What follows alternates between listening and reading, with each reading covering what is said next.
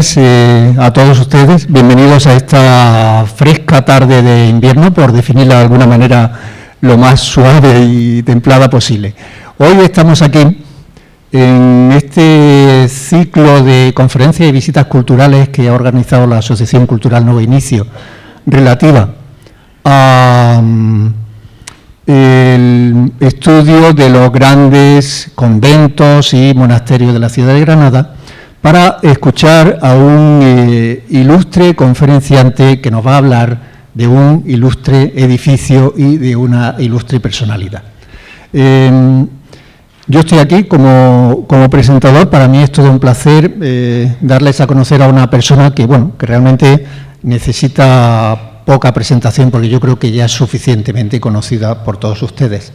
Se trata de Antonio Luis Callejón Peláez, nacido aquí en Granada en el año 74, es un paisano nuestro, que ha pasado pues por una serie de estudios, como son la licenciatura en Geografía e Historia, licenciado en Traducción e Interpretación, doctor en Historia del Arte y con una profunda carrera como guía turístico, como intérprete del patrimonio, como profesor de español para extranjeros y también como magnífico escritor de novela histórica. En ese sentido, me gustaría señalar en primer lugar una contribución que me parece esencial para la historiografía del arte de la ciudad de Granada y en general del arte español de la Edad Moderna. Me refiero a su tesis doctoral. Su tesis doctoral, que la tenemos aquí, está aquí a mi vera, que lleva por título Primus inter pares, damas y guerreros en la decoración del monasterio de San Jerónimo de Granada. Tengo que decir que yo tengo una mínima vinculación con ese trabajo, puesto que fui profesor suplente de su tribunal, y es una espina que tengo clavada, porque me hubiera gustado ser miembro titular de aquel tribunal, más que nada porque en nuestro ámbito académico, en las tesis el tribunal actúa un poco como si dijéramos como abogado del diablo.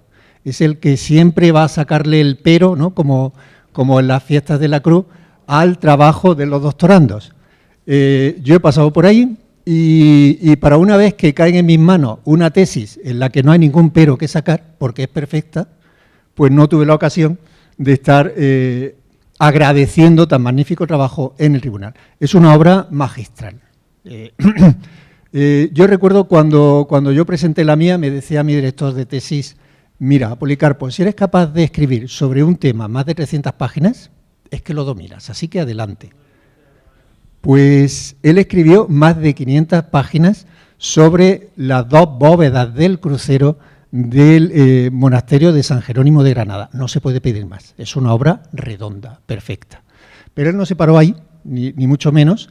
8 años de trabajo, de dedicación al monasterio de San Jerónimo, le abrieron la puerta a conocer, yo creo mejor que nadie, la vida, las intenciones culturales, simbólicas, de ese gran tándem compuesto por don Gonzalo Fernández de Córdoba, el gran capitán, y su mujer, doña María Manrique, la duquesa de Sesa, y a partir de ahí pues inició una faceta literaria brillante, brillantísima, en la cual pues nos ha brindado 3 joyas, ¿no?, que son El último amor del gran capitán, que ya va por su 7ª edición, y si llenamos un poco más la sala, yo creo que pronto iremos a por la 8ª, seguramente. Tenemos también Cadena de recuerdos y tenemos también Un mar de especias, una obra literaria dedicada a personajes vinculados a la historia de Granada, a situaciones que yo creo que todos los que vivimos en esta ciudad lo vivimos de una manera profunda y verdaderamente emocional. Y bueno, como no quiero quitarle más tiempo y a sabiendas de que vamos a disfrutar de una magnífica conferencia, de una magnífica presentación, pues sin más dilación cedo la palabra ya a Antonio Luis. Muchas gracias.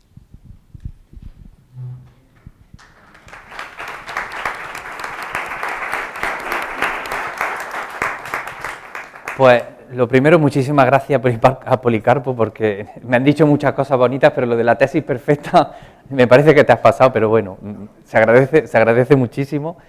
A Ana Franco por la invitación y al arzobispado por invitarme a este ciclo de conferencias y sobre todo a el lleno absoluto, que estoy totalmente agradecido porque el tiempo no acompaña. Y sobre todo, bueno, los que me conozcáis, soy muy pesado, porque si habéis venido a alguna visita mía o alguna charla, voy a contar lo mismo, pero bueno, intentaré hacerlo lo más dinámico posible y lo más didáctico. La charla trata sobre el monasterio de San Jerónimo, en particular sobre la obra y el mecenazgo de María Manrique, la duquesa de Sesa. He intentado resumirlo lo más posible porque el tocho ese que tengo ahí en el suelo, de 500 y pico páginas, lo voy a resumir en unos 50-55 minutos. He quitado muchísimas cosas, luego si queréis hablamos de literatura, de recuperación de la antigüedad, de humanismo, etcétera, pero lo he dividido en dos bloques principales. Primero, situación histórica, comitente de artistas, es decir, vamos a ver quién hace esto, por qué lo hace, en el momento en el que lo hace, qué significa, y luego ya entrar de lleno en los ciclos iconográficos. ¿Qué significa un ciclo iconográfico? Algunas de las fuentes, porque no voy a entrar en literatura, si luego queréis os doy más información al final, y sobre todo, qué personajes hay, por qué los eligen y lo que significa. Estamos en la segunda mitad del siglo XV y tenemos dos personajes, Gonzalo Fernández de Córdoba y María Manrique. Son los constructores o los ideadores del monasterio. ¿Quién es cada uno? Gonzalo Fernández de Córdoba es de familia noble. Todavía no lo voy a llamar el gran capitán, porque todavía no lo es, y nace en la zona de frontera, nace en Montilla, 1453, pero tiene un problema de nacimiento, y es que es segundón. Cuando digo segundón es el segundo hijo varón.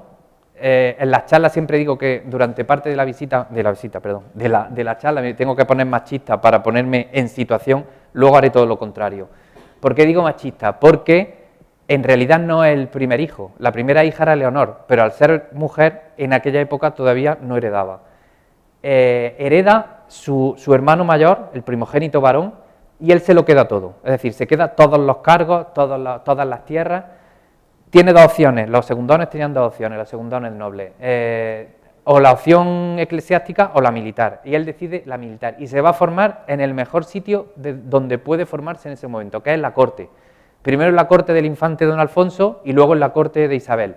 Ahí se irá formando poco a poco en la guerra contra Portugal, en la guerra con la Beltraneja, irá prácticamente desde lo más bajo, desde paje, luego escudero, caballero, irá subiendo y se irá formando en la realidad militar.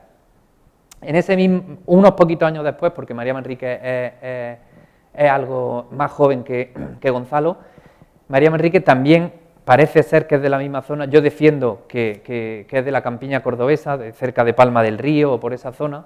Tenemos mucha menos información que de Gonzalo. Es de linaje noble igual, es de la familia de los Nájera, su padre era adelantado de Andalucía, y también se va a formar en el mejor sitio que puede, en el círculo de la reina. Pero aquí sí quiero contar algo que insisto mucho, porque siempre los españoles siempre nos gusta echarnos mucha tierra sobre nuestra propia historia. Siempre pregunto en las visitas el chascarrillo feo que se tiene sobre Isabel, que siempre alguien dice, bueno, que no se lavaba. No es exactamente eso, es que prometió que no se iba a quitar el hábito de San Francisco hasta que no se conquistara Granada, pero poca gente sabe la casi obsesión que tenía Isabel la Católica con la cultura de las mujeres, con la cultura en general y sobre todo con la cultura de las mujeres. ¿Por qué? Porque ella en realidad no iba a ser reina, a ella no le tocaba ser reina y no tuvo la formación que a ella le hubiera gustado. Y cuando ya le toca ser reina, ella durante mucho tiempo, y eso en las cartas lo decía, echa en falta el no haber sabido más, el no haber estado más preparada, no llegó a hablar latín con la soltura que a ella le hubiera gustado, y sin embargo, tanto a su hija como a las damas que la rodean, María Manrique incluida, siempre está muy preocupada en que todas las mujeres de la corte sean unas mujeres muy preparadas. Si vamos a Madrid, tenemos el metro de la Latina, que se llama precisamente así por eso, porque era Beatriz Galindo, la profesora de latín de la hija, de ella también, pero sobre todo de su hija, de sus damas nobles. Cualquier dama que estaba rodeando el círculo de Isabel sabía latín, algunas incluso sabían griego, sabían geografía, historia, política, arte. Podían hablar de cualquier tema con cualquiera de alto nivel. Erasmo de Rotterdam, que era uno de los personajes, yo digo como los premios Nobel de la época, se sorprende del nivel cultural que tienen las princesas castellanas de aquella época. Tanto Juana la Loca, y hago así en tono despectivo porque se les conoce como Juana la Loca, como María, como Catalina, como Isabel, todas están a un nivel altísimo, y María entre ellas. Ahí es donde se va a formar. Cada uno, Gonzalo, repito, a nivel militar, y María más a nivel cultural y a nivel doméstico, como le tocaba a las mujeres de aquella época. La vida de Isabel la Católica, yo la explico muchas veces como muy cuadriculada. Debió ser una mujer que lo quería todo muy bien hecho, porque hasta que no termina una cosa no empieza otra. Es decir, hasta que no terminan las guerras civiles castellanas, Isabel apoyada por Fernando y Juana la Beltraneja apoyada por Portugal, no se mete en el siguiente, la siguiente, no me sale la palabra. Sí, ¿cómo? Tarea, sí, la tarea de la empresa o tarea que quiere. Y la siguiente va a ser la Guerra de Granada. Y la Guerra de Granada es una guerra de desgaste, entre 1482 y 1492. Ahí Gonzalo ya no va a ser el paje y el escudero que era en la guerra contra Portugal, ya va a tener un nivel mayor. Y una digo una guerra de desgaste porque una de las frases que decía, famosas, que dijo Fernando el Católico cuando le declaró la guerra a Muley de Azen fue: me comeré uno a uno los granos de la granada. Y es una guerra que no tiene grandes batallas. Todo lo que tiene, una de las grandes batallas, si se le puede llamar así, es la de la Axarquía y otra la de Lucena, y al fin y al cabo eran 300 o 400 caballeros. No es como luego veremos en Nápoles, pero sí es una guerra de asedio. Si vamos a Toledo, el coro de la Catedral de Toledo está decorado con los relieves de la Guerra de Granada. Bueno, pues casi todo, por no decir todo, son asedios de ciudades. Loja, Málaga, Ronda, Alhama, todos son asedios. En esa larga guerra de desgaste, uno de los premios que recibe Gonzalo Fernández de Córdoba es la tenencia de la alcaldía de Illora. Allí está, cuando ya se conquista, allí está justo muy poquitos años antes de la toma de Granada. Y por esa fecha, 1489, es cuando se casa el matrimonio. Cuando ya se conocían, Gonzalo y María, parece ser, según las crónicas, lo dejan medio entrever, que Isabel hizo un poco, no sé si decía de casamentera, o fue la que vio que esa pareja podría funcionar, porque Gonzalo venía de un matrimonio malogrado, él se había casado en primeras nupcias con su prima, muere, no se sabe bien si de sobreparto o cuando el bebé es muy pequeño, es decir, él no tenía muchas ganas de tener una segunda familia, y es Isabel la reina, la que, presenta a la pareja y ve que ese matrimonio puede funcionar. Cuando ellos ya están instalados en Illora y queda muy poco del reino de Granada, prácticamente están ya negociando la rendición de Boabdil, que precisamente la negocia con Gonzalo Fernández de Córdoba, que va a la Torre de Comares junto con don Hernando de Zafra a firmar las capitulaciones, que luego si queréis hablamos un poquito, no es el tema de la charla, pero bueno, la rendición, que no es una rendición sin condiciones, sino son capitulaciones, hay que firmar unos contratos, las dos partes tienen que cumplir ciertos requisitos que luego no se cumplen. Justo en ese momento se produce un episodio muy interesante que nos da información directa, de las poquitas informaciones directas que tenemos sobre María Manrique, y es el incendio del campamento de Santa Fe. Yo, como guía, cuando estoy muchas veces en la Alhambra explicando la Torre de la Vela, hago que los visitantes se asomen, porque desde la Torre de la Vela se ve como muy amenazador lo que debieron sentir los visitantes de la Alhambra, los habitantes de la Alhambra, de tener casi toda la ciudad rodeada y ver toda la Vega en verde, más grande de lo que es ahora, que la estamos perdiendo, toda la Vega en verde, y a lo lejos, en Santa Fe, que se ve perfectamente todas las manchas blancas de todo un ejército que te está asediando y que te está jugando la vida y que lo estás viendo a las puertas, que es que se ve perfectamente. Ahí es donde se produce el incendio del campamento de Santa Fe, y es uno de los poquitos textos originales que tenemos de la época que nos habla de María Manrique. La reina, esto lo dice Pérez del Pulgar, la reina, que estando rezando junto a la cama donde estaba el rey durmiendo, el aire que por una ventana entraba en la cámara meneaba unas cortinas de seda que daban en la vela del candelero. Aquellas quemadas dio en las ramadas de una a otra y se quemó gran parte del real y toda la tapicería del rey y de la reina, con mucha parte de la cámara. Doña María Manrique, que lo supo de improviso de Illora, envió a la reina muchas y buenas camas y rica tapicería, suplicándole se sirviese de ello, con más camisas y cosas de lienzo labrado que a la infanta y dama dio, que todo el fuego le hizo falta. La reina de su mano le escribió, y en la carta y de palabras mucho agradecimiento le dio. A la noche, venido Gonzalo Fernández de la Guardia del Campo, donde estuvo desde luego que el fuego dio rebato en el Real, la reina le dijo: Gonzalo Fernández, sabéis que alcanzó el fuego de mi cámara en vuestra casa, que vuestra mujer más y mejor me envió, que se me quemó. No te preocupes, que eso no importa. ¿Qué nos está diciendo? ¿Esto se ha ido? ¿Qué nos está diciendo esto? Que María Manrique tiene un nivel ya no solo cultural, sino también económico de todo lo que ella le puede regalar a la reina, que le va a servir para hacer su entrada triunfal en Granada.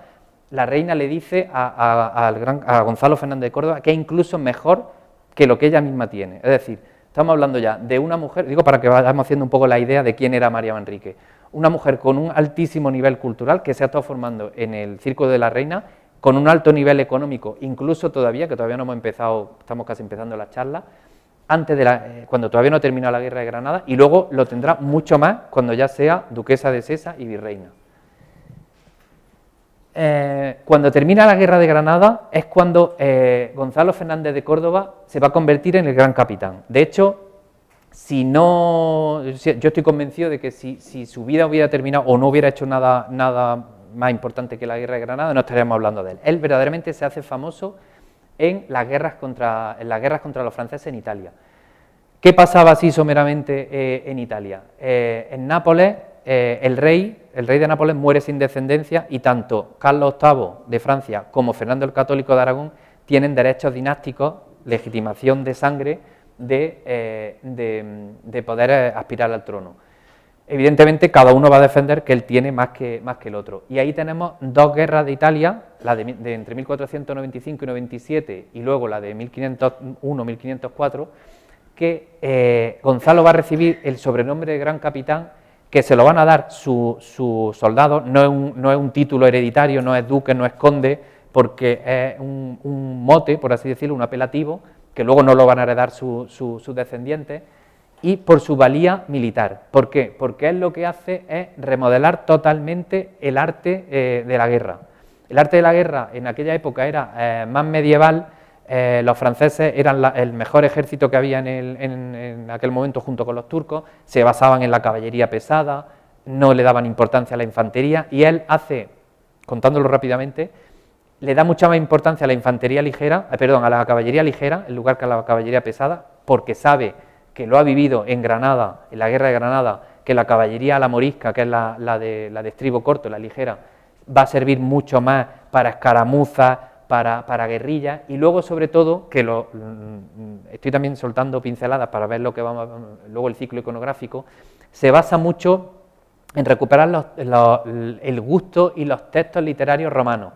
Es decir, él organiza su ejército como lo tenían organizado los romanos, en capitanía, como decían los romanos, si hemos leído Asterix lo vemos perfectamente, porque es legionario, decurión, centurión, cada uno tiene 10 a su mando, y eso, aunque a día de hoy nos resulte muy sencillo, la guerra medieval, lo que se llamaban las mesnadas, que cada noble llevaba a su ejército, no había una estrategia común, cada uno entraba en la guerra y salía cuando quería, eso era una guerra muy caótica, y él, sin embargo, lo organiza perfectamente como los romanos tenían su infantería. Todo eso de haber leído textos clásicos recuperados de la antigüedad.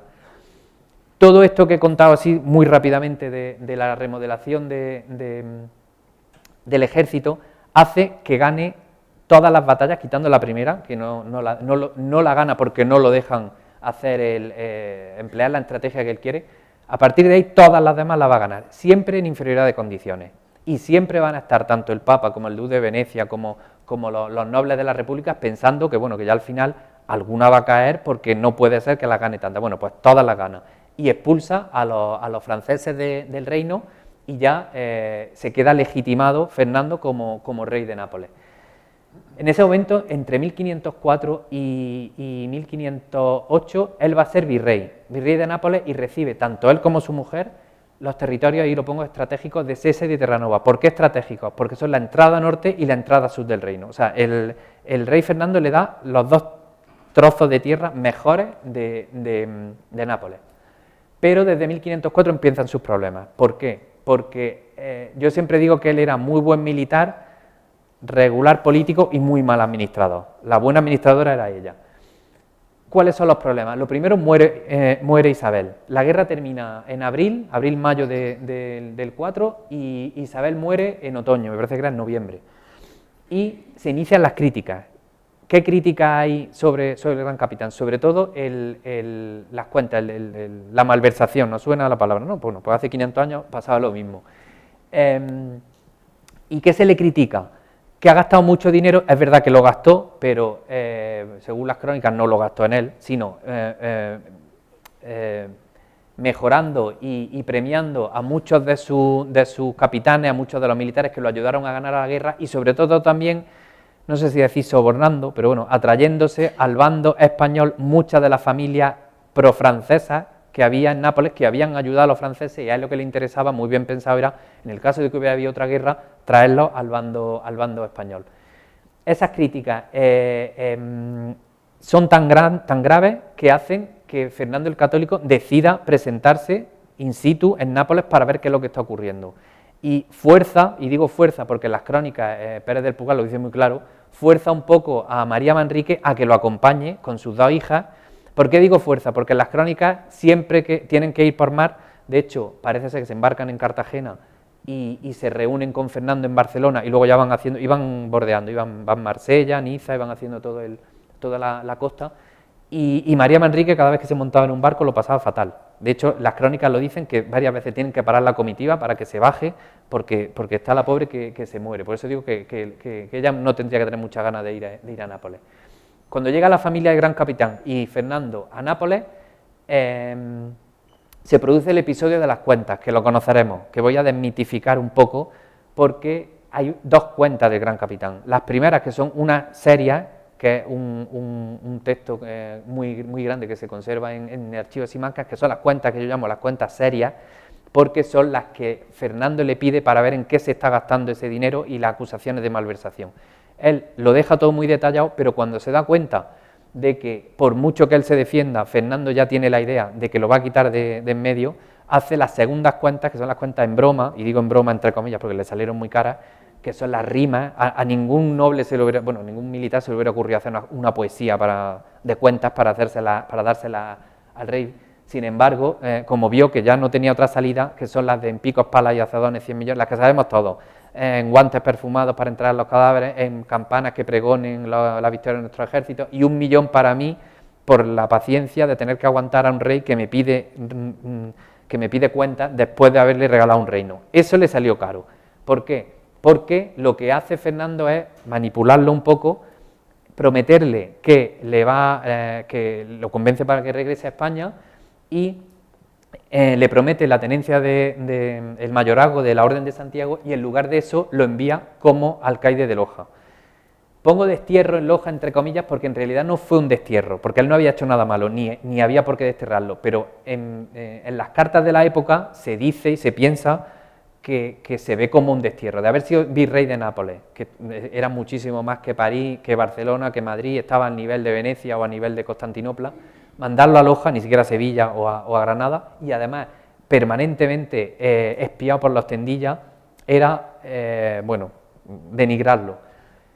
En Loja, él está entre 1508 y 1509, María Manrique estará un año más en Nápoles, llegará en el 9, y en esos años él cultiva una corte señorial, las letras, lo que se viene a llamar en Renacimiento el descanso del guerrero, que yo ahí es donde creo que se fragua parte del ciclo iconográfico, cuando los dos todavía están vivos, aunque luego ella lo modificara o añadiera, pero la salud del Gran Capitán se va viniendo abajo porque él regresa de Italia enfermo de malaria, que es una enfermedad que lo va desgastando poco a poco, él también se sintió muy maltratado por Fernando, y se traslada con María Manrique, de hecho su mujer lo trae a Granada para ver si alguno de los médicos lo puede curar, lo puede salvar, a la casa que está justo enfrente del Madó, de Capitanía, en la calle San Matías, que antiguamente se llamaba calle del Duque, y ahí es donde muere en 1515. A partir de 1516 ya solo está María Manrique. Por eso, precisamente, a mi novela histórica le puse El último amor del gran capitán, porque todo lo que va a hacer ella, yo estoy convencido, que es lo que vamos a ver ahora, lo hace por amor, no lo hace por gloria propia. Ella se le ocurren dos cosas, o es consciente de dos cosas. Primero, que tiene que devolverle el buen nombre al gran capitán que relativamente había perdido durante la estancia en Loja, y luego tiene que quitarse de encima muchas de las críticas que está sufriendo por parte de las familias nobles. Otra vez me meto con los Tendillas y otras familias que no veían con buenos ojos eso de que una mujer estuviera tan suelta. Hago este gesto porque en las crónicas estaba mal visto, al quedar viuda y no tener hijos varones, ya es una mujer rica, culta y preparada, es decir, y además libre, o sea, tiene todo lo que necesita para poder hacer este monumento, y había mucha gente, pues eso, que no lo veía con buenos ojos. A ella se le ocurren dos cosas. Lo primero, encargar a historiadores, tanto en Nápoles como luego en España, que pasen por escrito todas las batallas, todas las gestas del gran capitán, que no sea solo a nivel oral de lo que se hablaba en los mesones y en las ventas y en las plazas, sino que queden los textos por escrito para la posteridad. Y luego consigue la cesión de la capilla mayor del monasterio de San Jerónimo de parte de Carlos V para hacer lo que yo he llamado la tumba del héroe. Y la tumba del héroe es una iglesia funeraria. ¿Y por qué se le ocurre esto? Porque ya tenemos una gran iglesia funeraria en Granada, que es precisamente la Capilla Real. La Capilla Real, a diferencia de la catedral, se hace en muy poquito tiempo. Muy poco tiempo porque tanto Cisneros como los Tendillas, como Fray Hernando de Talavera, todos los personajes importantes de la época quieren que los reyes católicos descansen en paz. De hecho, Isabel muere en el 4, Hernando muere en el 16 y la capilla se está inaugurando en el 21. Es decir, en muy poquito tiempo los reyes católicos tienen que tener, aunque luego sí que hablamos de eso, que a Carlos V no le gustaba, pero tienen que tener una tumba digna. Y eso precisamente lo está viendo in situ la duquesa y está paseando por Granada y se le ocurre que ella puede hacer lo mismo, pero mejor. Porque ella, ahora veremos que lo que hace en San Jerónimo es mejor incluso. A la izquierda vemos la capilla real, bueno, la catedral, abajo el sagrario, lo que está en el óvalo es la planta de la capilla real y a la derecha la planta de San Jerónimo. La planta es prácticamente igual, o sea, una iglesia con una nave, con crucero que no sobresale, con la cabecera plana y sobre todo lo importante ya no es solo la planta, sino la función, porque las dos está claro que son iglesias funerarias. Van a tener la capilla mayor elevada. ¿Por qué? Porque toda iglesia funeraria que se precie tiene que tener, esto no quiero que se vea todavía, tiene que tener el retablo en alto para que no quede tapado por las tumbas que van a estar. De hecho, si vamos a la Capilla Real, cuando pasamos la reja, estamos viendo los túmulos los 4 túmulos, en principio iban a ser solo Isabel y Fernando, y no entorpecen ni la visión ni la iconografía del retablo. Esa es la idea original que ella tiene para San Jerónimo. ¿Qué proyectos hay? Algunos cambios que no llegaron a realizarse, sobre todo, voy a decir 3, me interesan sobre todo 2. Primero, los túmulos nunca se realizaron, y ahora veremos por qué. Los túmulos que tenían que estar en el centro del crucero de San Jerónimo, y en mármol, igual o muy parecido a los que están en la Capilla Real, no se llegaron a realizar. ¿Por qué? Porque a María Manrique no le da tiempo, muere en 1527, pero ella deja muy claro que quiere que se hagan unos túmulos funerarios. De hecho, yo defiendo, luego hablaremos si queréis de eso, de por qué se trae a Siloé y no a otro artista. Yo creo que Siloé lo traen no solo porque sea arquitecto, sino porque también era escultor y escultor de sepulcros. Antes del 27 todo lo que tiene hecho es muchísimos sepulcros, que es la prioridad que tiene María Manrique, que luego no lo hace el nieto. Eso se queda sin hacer. Y otra modificación grande que hay es, que quiero que se vea así, es la reja. A ver. Es que esto como tiene muchos efectos, así.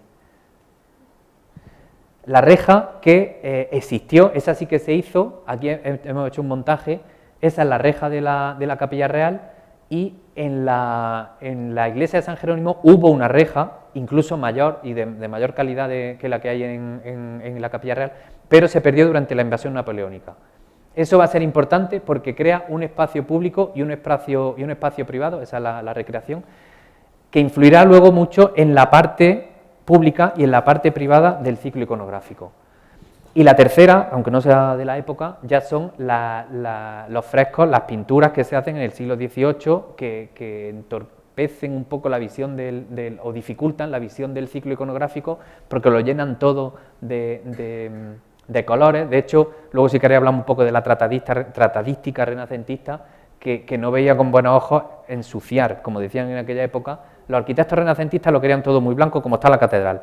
Y para que los pintores que pintaran en las iglesias góticas o en otras capillas pequeñitas, pero que no ensuciaran lo que es la perspectiva. Y es verdad que cuando uno entra en San Jerónimo se queda obnubilado con tantos frescos que son del 18, pero no va uno al ciclo iconográfico, o le cuesta mucho más trabajo, que es la idea que tenía María Manrique. Cuando ya las obras comienzan, tenemos varios personajes importantes. Dos maestros mayores. El primero va a ser Jacobo Florentino, que precisamente María Manrique lo conoce porque trabaja en la Capilla Real, y cuando termina de trabajar en la Capilla Real se lo lleva como arquitecto a San Jerónimo, que va a hacer el primer piso. De hecho, esos tenantes de escudo son o de él, yo defiendo que sean de él, y si no de su taller.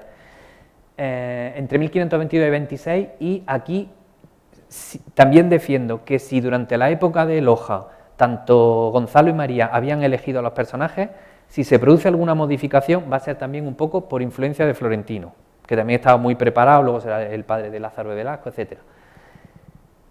Llegamos al año crucial de 1526. ¿Por qué digo que año crucial? Porque aquí pasa de todo. Primero, en enero se produce la muerte de Jacobo Florentino. María Manrique se queda sin maestro mayor de obras. ¿Por qué esto es importante? Porque era de los pocos que sabían construir en Renacimiento, a los romanos, como se llama Renacimiento, un término moderno. En aquella época se llamaba los romanos. Ella tiene muy claro que quiere construir en el nuevo arte, no en el gótico, como se ha construido la Capilla Real, y no todo el mundo sabe ni dominar las bóvedas, ni dominar los empujes, ni dominar los estilos clásicos, y se quedan las obras paralizadas. También un poco defendido lo que decía por los Tendilla y por parte de las familias nobles granadinas que no quieren que esa obra continúe. Pero, por eso digo que pasa de todo, porque María Manrique tiene la suerte de que ese mismo año Carlos V e Isabel de Portugal se casan en Sevilla y vienen a Granada y están 6 meses de luna de miel. Entre junio y diciembre del 26, Granada es el centro del mundo porque es la corte imperial.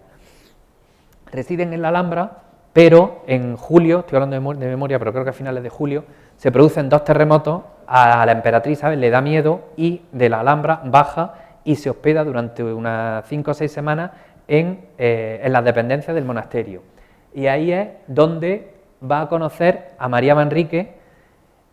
Esto lo hago un poco humano en la novela, en la tesis evidentemente no podía hacerlo humano, pero a mí siempre me ha llamado la atención que era una emperatriz de unos 20 y pocos años con una señora mayor, ya para aquella época, de 60 y poco, que era mucho para aquella época, y además Isabel era nieta de Isabel la Católica, era prima hermana de Carlos V y era nieta de Isabel, y yo siempre digo que tuvieron que tramar una buena amistad porque seguro que Isabel le preguntó cosas de su abuela, María Manrique había sido dama de honor de Isabel la Católica, traban una buena amistad también con Fray Pedro Ramiro de Alba, que es el prior del monasterio, y por toda esta sinergia de personajes se consiguen varias cosas, sobre todo que se retomen, que Carlos V apoye para que se retomen las obras, y yo aquí también defiendo que Hernán Pérez del Pulgar, esto no es científico del todo, pero bueno, me permito el lujo, yo estoy convencido de que en esas veladas o en esas reuniones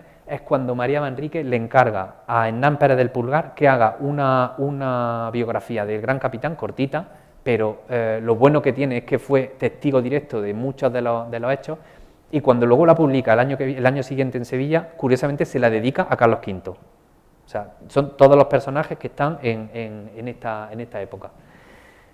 En el 27 En enero, María Manrique redacta el testamento y lo deja todo muy bien cerrado. Yo estoy convencido de que el ciclo iconográfico lo deja muy bien apalabrado y ella tiene muy claro qué es lo que quiere que se continúe después. Y dice, o habla por lo menos con Fray Pedro Ramiro de Alba para elegir un nuevo maestro mayor que será, cuando ella haya muerto, Siloé, sobre todo por varias cosas. Primero, por la formación italiana que tiene, porque como florentino sabe construir en Renacimiento, y luego, sobre todo, porque es especialista en sepulcros, lo que ella tenía idea de poder ir completando para hacer una capilla real mejorada. Y en junio ella muere, pero ya hemos dicho que lo deja todo. A ver, aquí. Lo deja todo tan bien cerrado que cuando Siloé, entre el 28 y el 48, realice materialmente, tanto él como su taller, el ciclo iconográfico, prácticamente va a respetar todos los deseos de María Manrique, es decir, lo que significan los personajes que iremos viendo ahora en la segunda parte de la charla, lo va a dejar todo muy bien tratado porque María Manrique lo dejó todo muy bien cerrado. Pero hay la parte negativa, que es los problemas económicos, y los problemas económicos son que, tristemente, al final los sepulcros, que era una de las ideas que tenía, la idea importante que tenía María Manrique, no se llegan a realizar porque hay problemas de pago entre Gonzalo, el tercer duque de Sesa, es decir, el nieto del gran capitán y de doña María, con Siloé, y una de las partes que yo siempre en la visita insisto, y cuando tengo a los visitantes siempre les digo que se imaginen los sepulcros, porque si no nos imaginamos los sepulcros no entendemos la idea, se queda sin realizar y desvirtúa un poquito la idea de María Manrique. Perdón.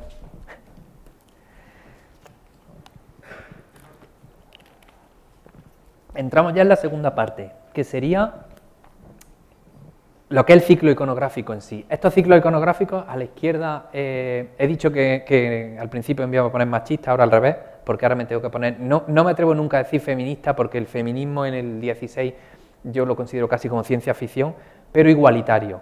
Y algo igualitario entre un hombre y una mujer en el siglo XVI es de récord.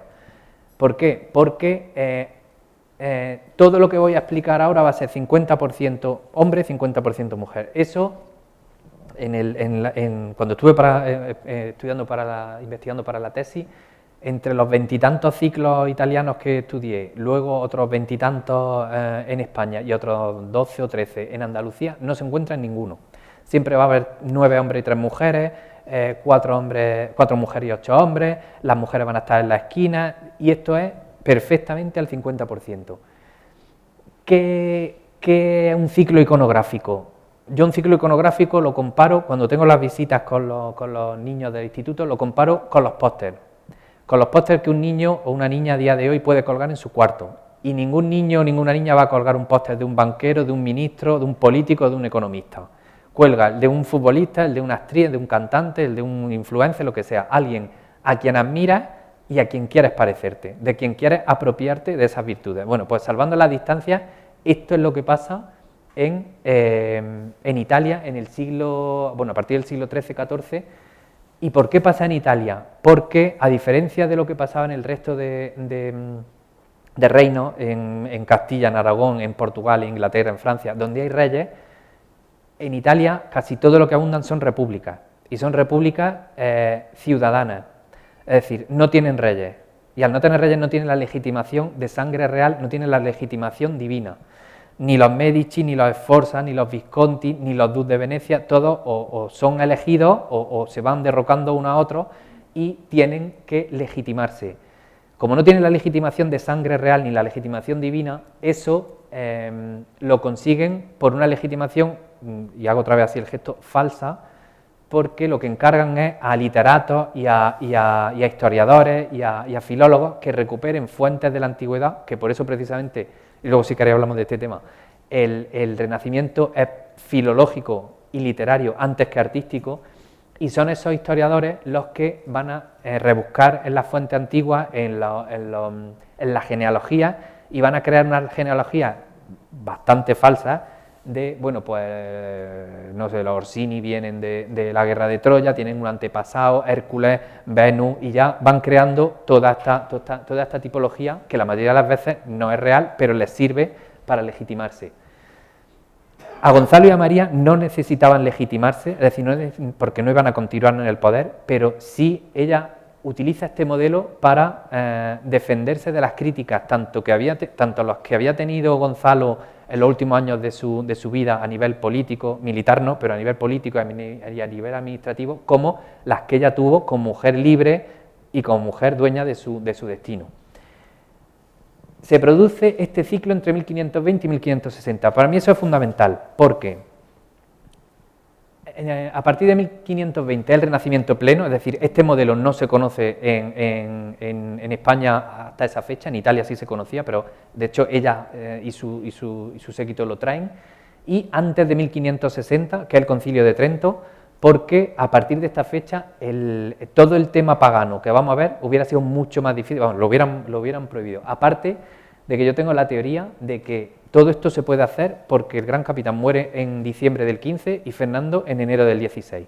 Si Fernando el Católico llega a sobrevivir varios años más, él hubiera estado pendiente de la obra de María Manrique y no la hubiera dejado hacer todo lo que vamos a ver. Y lo que he dicho antes, es un ciclo moderno y sobre todo igualitario, vamos a estar al 50%, y vamos a ver que no son virtudes idealizadas, sino son virtudes muy específicas y muy bien elegidas. Empezamos con el ciclo femenino. Nos imaginamos un poco que estamos en la iglesia de San Jerónimo, entonces estaríamos mirando hacia el altar, a la derecha la mitad de las bóvedas, la femenina, a la izquierda la masculina. Es una perfecta división porque la parte pública van a ser las mujeres bíblicas y la parte privada, que la explicaré después, las mujeres clásicas. Ahí abajo tenemos las bíblicas y arriba las clásicas. ¿Cuáles son las bíblicas? Tenemos a Judith, a Esther, a Débora y a Abigail. Hay que leerlas como si fuera una U invertida.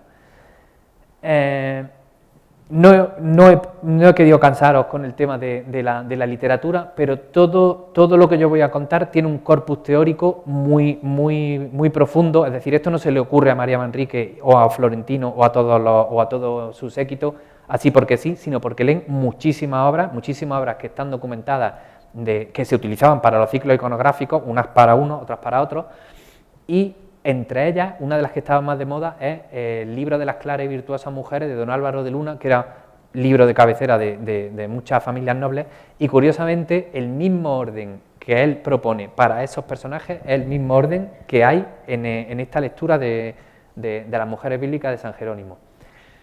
¿Qué significan estos personajes? Yo voy a ir contando un poquitín, son muchos, voy a contar brevemente la historia de cada uno.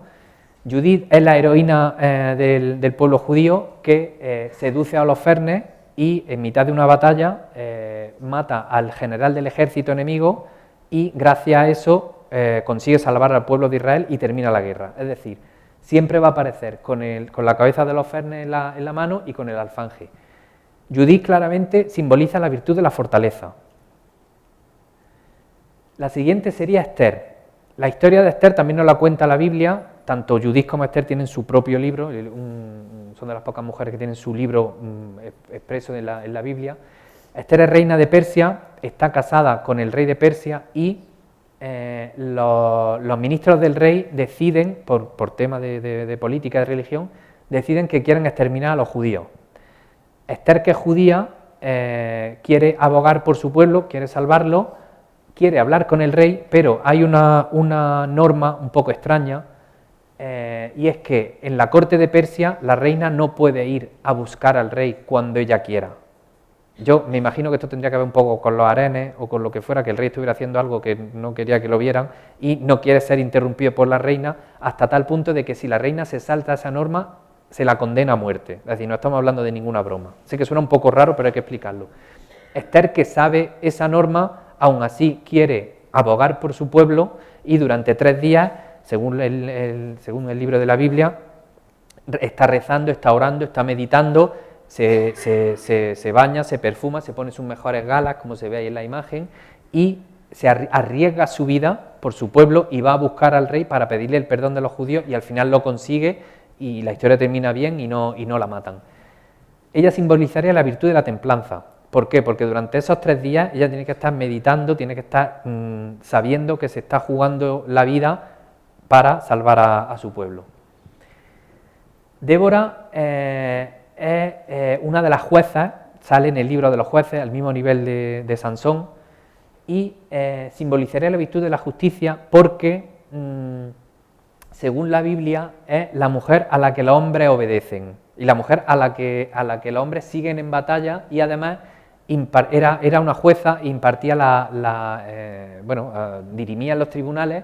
Incluso hasta había una palmera que se llamaba la palmera de Débora, que es donde ella se sentaba y donde venían no solo los hombres, sino la mayoría de los hombres, también otras mujeres, para pedirle su consejo y para que ella le dirimiera en esos pleitos. Entonces, la virtud claramente es la justicia. De hecho aparece con los atributos con un cetro, con un rollo de la ley en la mano. Y la última sería Abigail. Abigail es la mujer de un noble que se llama Nabal. El rey David está en mitad de una campaña bélica, tiene que atravesar las tierras de este noble y le pide ayuda y el noble se la niega. Como castigo por esa insubordinación, el rey David lo que quiere es mandar a su ejército y darle un escarmiento a este noble por no haberlo ayudado. Abigail, que es su mujer, sale al campo con un par de burros llenos de regalos, de comida, de joyas, de vino, para aplacar la ira del rey David y que no destruya la finca y la hacienda de su marido. Sería la virtud de la prudencia, es decir, gracias a esa prudencia que se antepone antes de los hechos del rey David, consigue que no se destruya la casa de su esposo.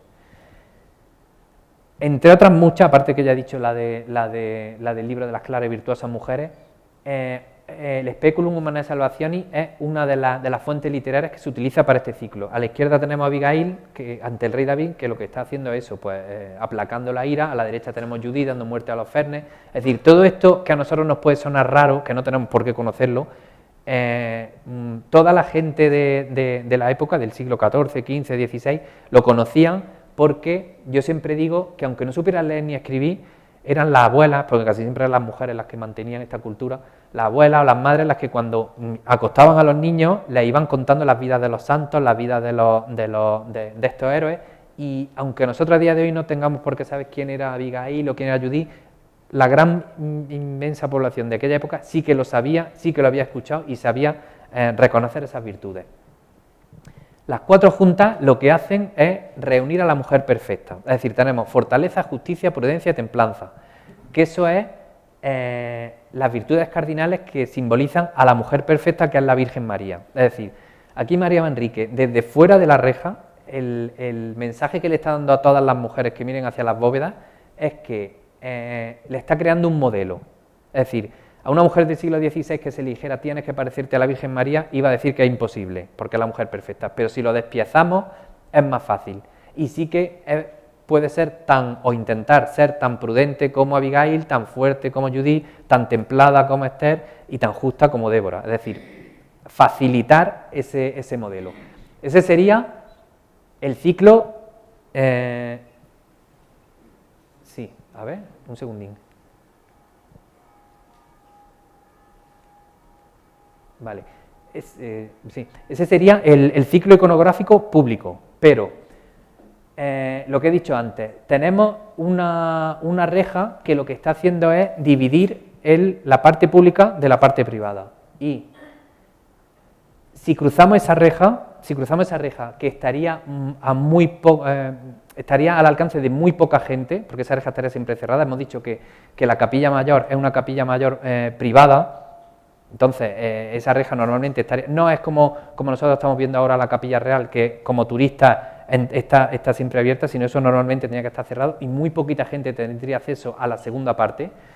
En esta segunda parte lo que tenemos son mujeres paganas. Ya empezando por ahí, ya es muy raro y sería bastante indecoroso después de Trento tener unas mujeres tan paganas, tan de la cultura clásica, en un espacio tan importante como lo que es un crucero de una capilla mayor. Pero además vamos más lejos.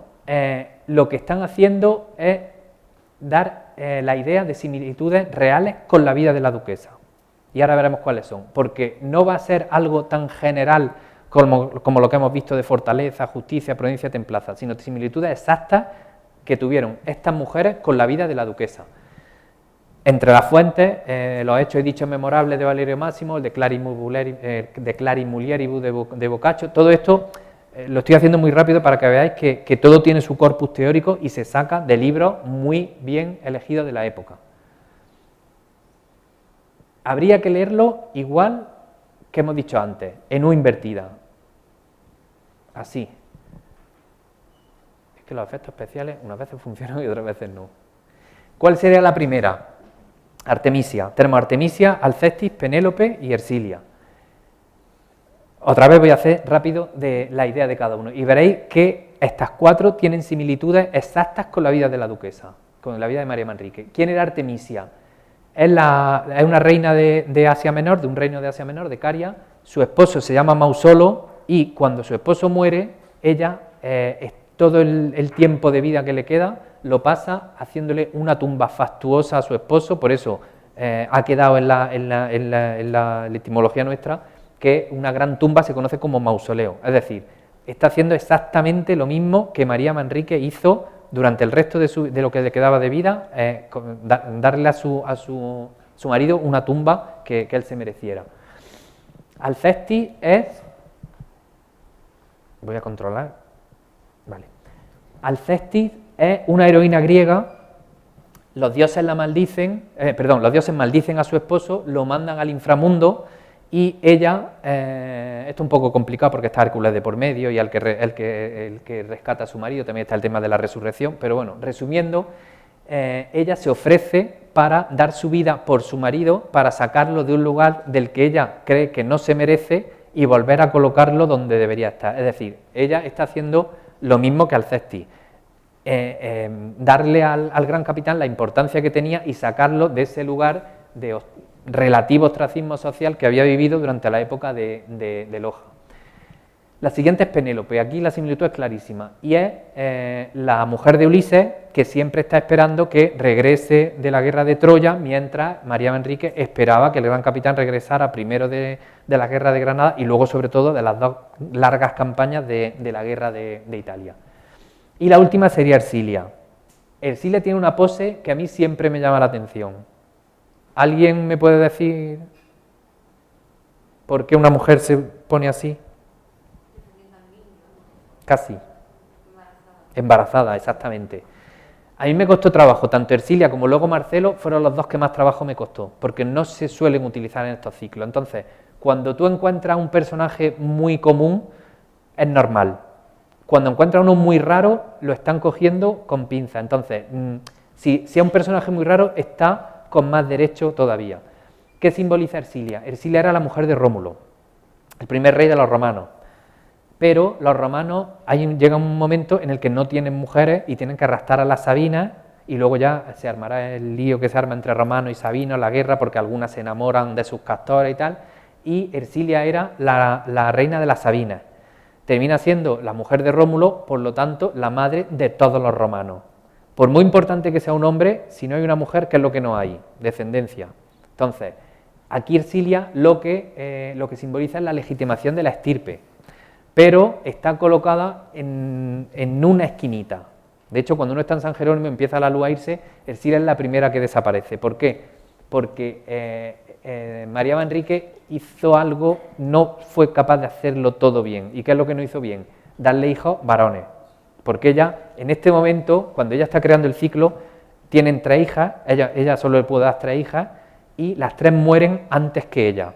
Es decir, la legitimación de la estirpe estaba un poco en entredicho, no estaba asegurada, y de los nietos que tienen, al primer nieto varón, curiosamente, le ponen Gonzalo, para que el mismo nombre que el abuelo famoso, para que se continúe esa estirpe.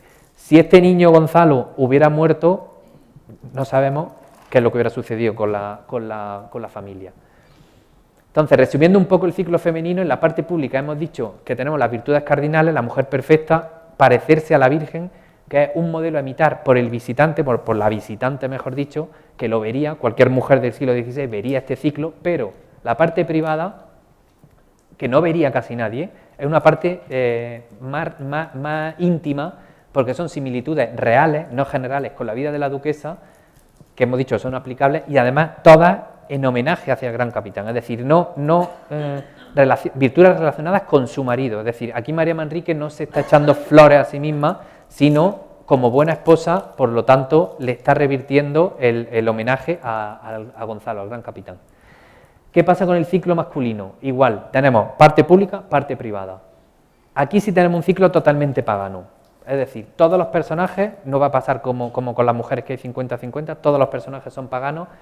El gran capitán sí que podía permitirse el lujo, que no pudo María Manrique, de que todos los personajes fueran históricos, no estaba recibiendo tantas críticas como ella, y nos vamos a basar en muchos ciclos, las vidas paralelas de Plutarco, los hechos y dichos memorables de Valerio Máximo, los triunfos de Petrarca, hay muchísimos, la Viri Illustribus de Petrarca también. Y el orden va a ser Homero como introductor, todos los personajes latinos en bloque y el último, Aníbal. Es decir, el mismo orden, igual que en las mujeres. Era el libro de las claras y virtuosas mujeres que es lo que nos daba el orden, aquí nos lo va a dar los triunfos de Petrarca. Exactamente el mismo orden que propone Petrarca. ¿Cuáles van a ser estos personajes? Homero, Escipión, Mario y Marco Tulio, que se identifican con Cicerón. Exactamente igual que se leía para las mujeres. Los cuatro van a tener el tema común del exilio, es decir, los cuatro fueron exiliados, igual que le pasó al gran capitán, y, otra vez rápido, voy a contar un poquitín. Homero sería la primera figura y sería el introductor del ciclo, es decir, está la primera figura porque nos está informando que los personajes que vamos a ir conociendo están a la altura máxima, a la altura de Aquiles, a la altura de Aya, de Héctor, de todos los héroes de la guerra de Troya. El siguiente sería Escipión. Escipión es uno de los personajes con los que más se compara al gran capitán en las crónicas de la época. Incluso estando vivo todavía el gran capitán, había algunas cartas que lo llamaban el Bético Escipión, porque uno de los libros en los que se basa este ciclo es en las vidas paralelas de Plutarco. Eso era un juego que se hacía mucho en la antigüedad y gusta mucho hacerlo en el Renacimiento, que es coger un personaje antiguo y uno moderno y entrelazarlo y ver qué similitudes tienen. Era bastante pedagógico y bastante didáctico para enseñar en las escuelas y en las universidades. Bueno, pues Escipión es uno de los personajes que más se compara con el gran capitán porque tienen unas vidas cruzadas. Escipión nace en Roma, desembarca y conquista Cartagena y luego conquista el sur de la península ibérica, y el gran capitán nace en Andalucía, en el sur de la península ibérica, embarca en Cartagena y conquista Italia, es decir, son como unas vidas cruzadas. Y los dos siguientes serían Mario, que bueno, en realidad ahí he puesto la toma del puerto de Ostia y de Roma, porque una de las gestas que realiza Mario, que luego también la realizará el gran capitán y que por eso recibe la condecoración de la Rosa de Oro de parte del Papa por liberar a Roma, pero que también fue uno de los militares y de los políticos que más veces tuvo el consulado de Roma. Es decir, uno de los militares y de los políticos mejores de Roma, y se completaría con Cicerón. Cicerón a mí me dio muchos problemas, porque lo primero es que no es nada militar, no tiene nada que ver con lo militar, pero sí está vestido como un militar. ¿Por qué creo yo que se coloca aquí en la parte pública? Porque aquí ella lo que quiere, María Manrique lo que quiere es legitimar la labor política. Cicerón fue, por no decir el mejor, uno de los mejores políticos que tuvo la República Romana. La salva el tema de la conjuración de Catilina y el casi golpe de Estado que está a punto de darse.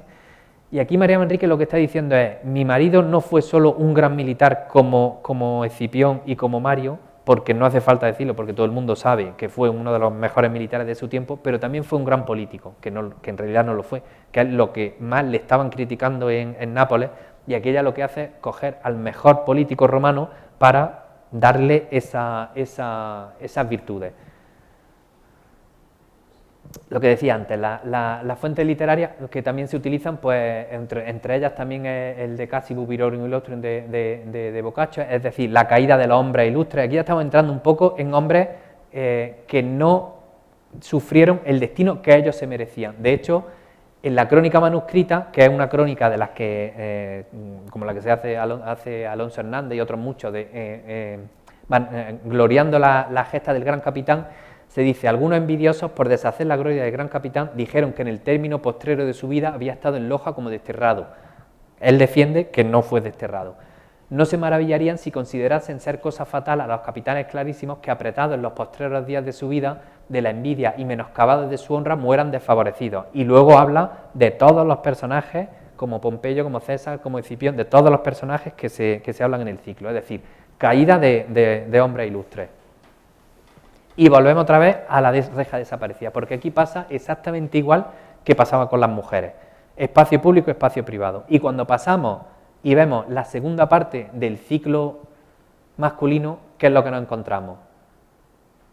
Otros 4 personajes. Pero estos tienen otro mensaje diferente. Van a ser Julio César, Pompeyo, Marcelo y Aníbal. Recordáis que las mujeres bíblicas tenían virtudes generales, las mujeres paganas tenían virtudes muy precisas. Bueno, pues aquí va a pasar lo mismo, porque estos 4 personajes, aparte del tema de la traición, que lo contaré al final, van a tener otros hechos exactos, muy parecidos al gran capitán.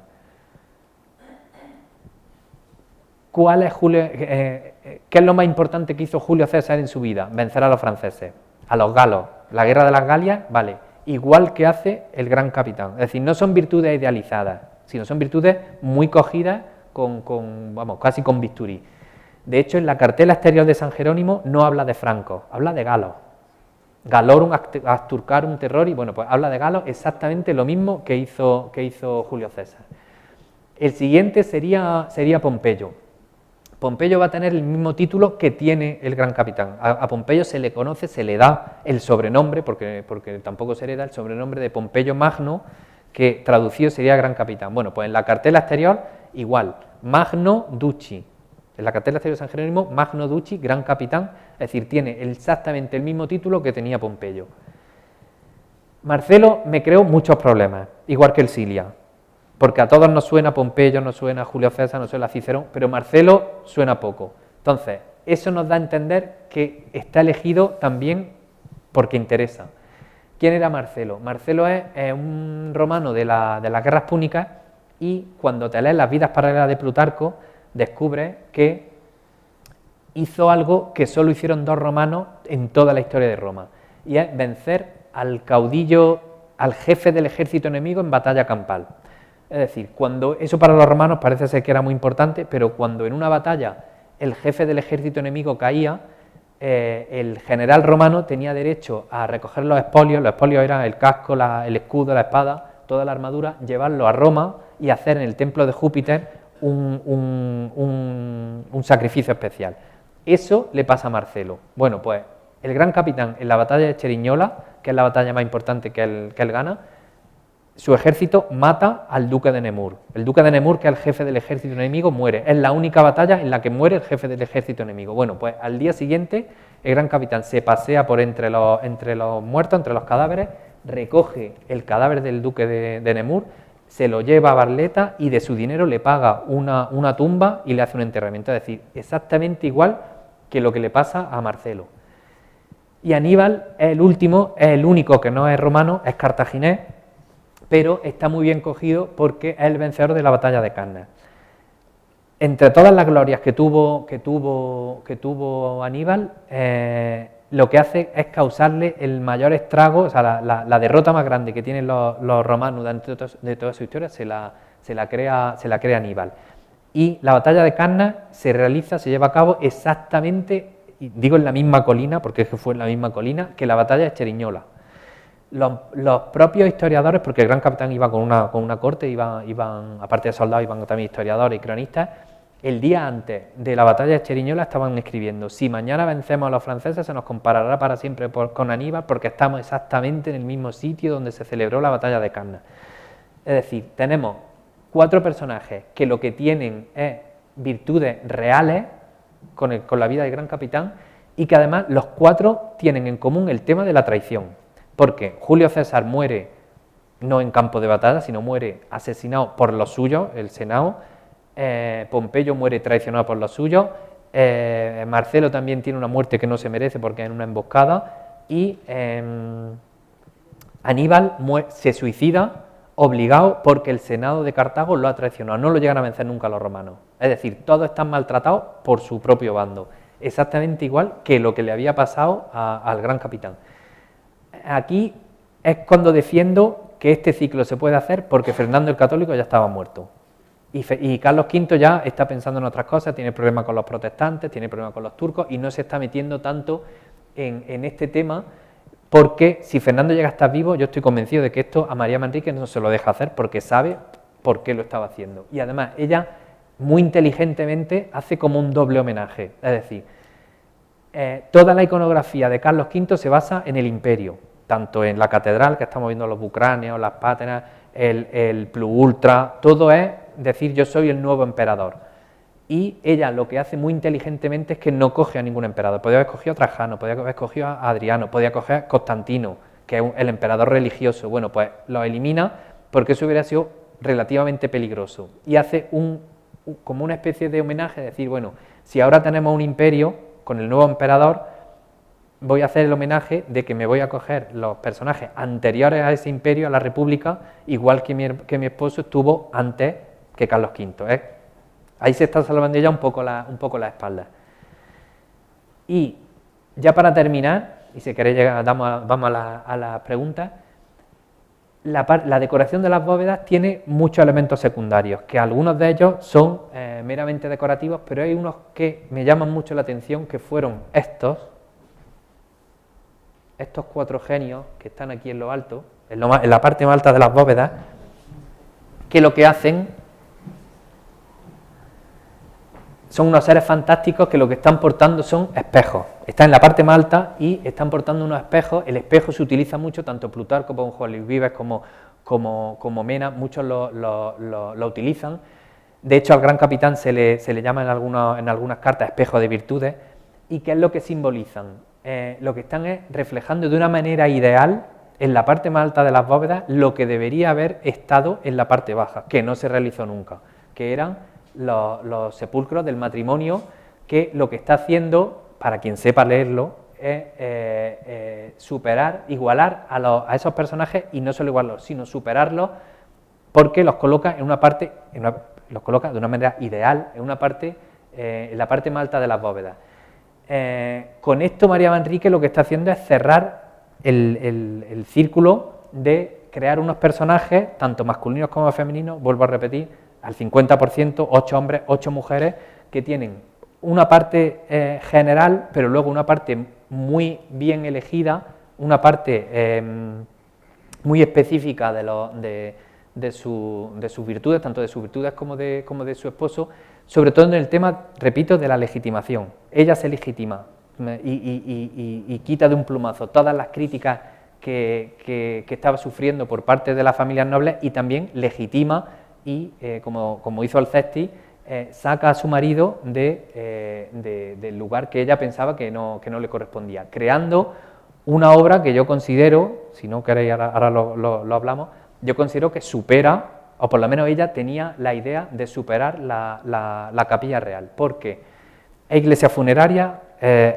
no voy a decir mejor, pero bueno, es más grande, tenía una reja mejor, aunque desaparece, y sobre todo, según algunas crónicas, su idea original era que los ciclos iconográficos, las tumbas, primero por parte de San Galo y luego sobre todo por parte de Miguel Ángel, que hubiera podido hacer Miguel Ángel esa obra, esos sepulcros. Es decir, entre 1524 y 1526 su hija Elvira y su yerno están viviendo en Roma, el yerno es embajador en Roma, y los secretarios de ambos se cartean con Miguel Ángel, o hay un intento de acercamiento.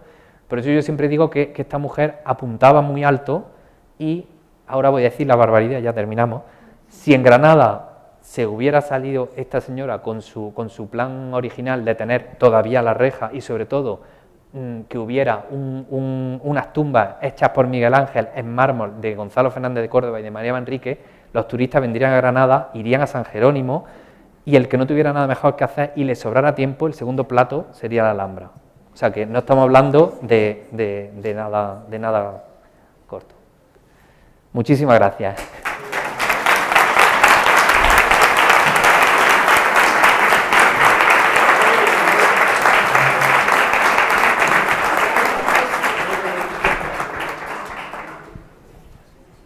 Muy bien, como habrán podido comprobar, cuando yo decía que su tesis es perfecta, no era broma, ni muchísimo menos. Es decir, y doy fe de que lo que ha contado aquí es una mínima parte de lo que cuenta en su libro, donde pues trata de una manera mucho más completa las fuentes no solo literarias, sino también formales, ¿no? La inspiración en grabados y en obras, en esculturas, en modelos del Renacimiento italiano. En fin, lo que sí me gustaría ahora es abrir un turno de preguntas a quien quiera intervenir y aprovechar que tenemos entre nosotros a Antonio Luis.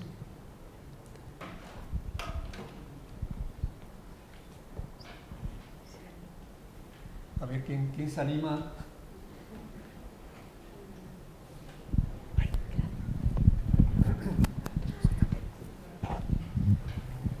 Primero agradecer la conferencia, que ha sido magnífica. Muchas gracias. Y luego preguntar, ¿la desaparición de la reja cuándo se produce? ¿Cuando los franceses? O... Sí, la desaparición es en la invasión napoleónica. Entonces, a mí me gusta más decir invasión napoleónica, porque los franceses quedan como, no son los franceses de ahora. Vale. Entonces, bueno, después de todos los problemas con Sebastián y todos los expolios que hay, en San Jerónimo hay varias cosas. Primero, se desmocha la torre. Los dos últimos cuerpos de la torre se echan abajo para construir el puente Verde. Luego se reconstruirá a mediados del siglo XX, inspirándose, que eso lo descubrí hace poco, en la torre de Inayó, en la torre de la parroquia de la iglesia de Inayó. Luego, se echa abajo la reja, sobre todo, se dice en las crónicas, por el metal, o sea, para hacer cañones o balas o por el tema para fundirla.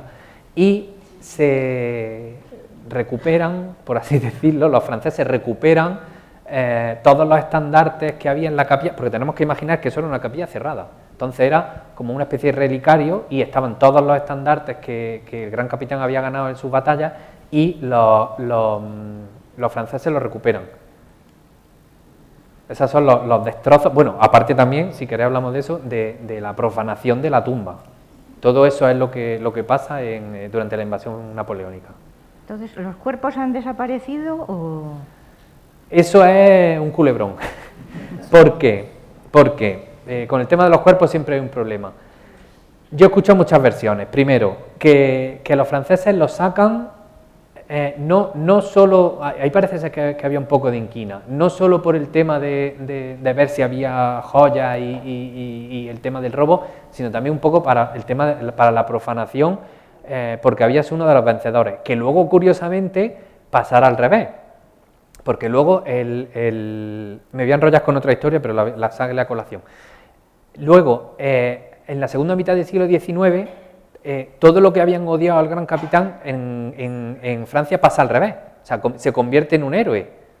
Es un poco como legitimarse, es decir, si este hombre nos venció tanto, debía de haber sido muy bueno. Pasa como a los romanos con Aníbal. O sea, los romanos a Aníbal lo ponen por las nubes, porque si alguien que te ha vencido muchas veces lo denigra, entonces que tú no vales nada. Entonces al enemigo, si es un buen enemigo, lo ensalza, y eso hace que tú te ensalces a ti mismo. Bueno, pues eso mismo hacen los franceses en la segunda mitad del 19, y al gran capitán lo pasan de denostarlo como enemigo a ponerlo por las nubes, y se inventan un género literario tipo de novelescas, folletines, de operetas, y ahí es donde surge el tema, que si luego alguien puede que me lo pregunte, el tema de la relación con Isabel y toda la historia. Eso es un mito. Es un mito que surge en Francia en la segunda mitad del 19, porque los franceses no piensan que las críticas y los problemas que ha tenido con Fernando no pueden ser, estamos en pleno romanticismo, no pueden ser algo político, sino tiene que ser algo amoroso. Él estaba enamorado de Isabel, echan mano de la leyenda artúrica y lo que hacen es, bueno, pues igual que Lanzarote y Ginebra tuvieron su relación y Arturo estaba, pues esto lo asimilamos, y de ahí sale el mito. Vuelvo al tema de los cuerpos. Según las crónicas, lo profanan los franceses, se recupera Algunas crónicas dicen que los tiran por el río, otros dicen que los esturrean. Yo esa palabra la repito mucho porque sale en los libros, en las cartas, esturrean los restos. Parece ser que se recuperan, lo poco o mucho que se recupere se vuelve a colocar, y luego, en tiempos de Isabel II, hay un proyecto de panteón de hombres ilustres en Madrid. Parte de los restos se trasladan allí, no se llega a hacer, se traen. Lo poco o mucho que quede, porque tampoco es una tumba como la de los Reyes Católicos que se abra o se cierre más y se investigue, está ahí, y es el matrimonio, las 3 hijas y, que yo sepa, el nieto y la mujer, hasta donde yo llegue. Y bueno, así en las charlas que he tenido con especialistas, que hemos hablado muchas veces allí en el mismo monasterio, hay gente que me ha dicho que no quedan ni calaveras, o sea, que lo poco que quede son huesos sueltos. De todas formas, los españoles somos muy macabros en ese aspecto. Eso es como cuando hace unos años salió el tema de que si habían encontrado a Cervantes, de que si en una iglesia que así había un esqueleto que si era manco. Lo que importa son...